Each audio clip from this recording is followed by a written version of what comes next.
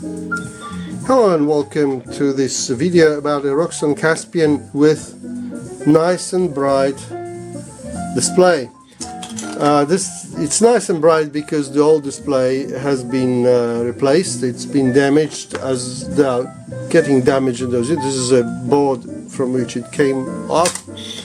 But this player has already all the mods now. I've implemented the mods. I've added resistors in series with the Zener and also reducing the voltage supply. So this is all by exactly as per Roksan service manual.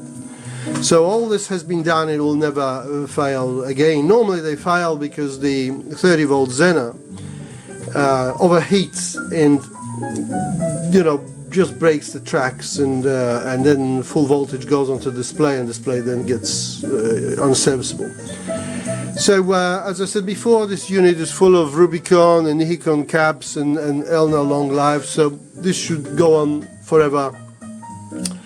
But sadly I had to increase the price by a couple of $100 to cover for the display replacement. It's a lot of work.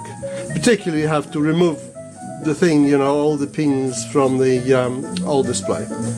But this can be done quite well if you have a good soldering station like that, so you don't damage anything.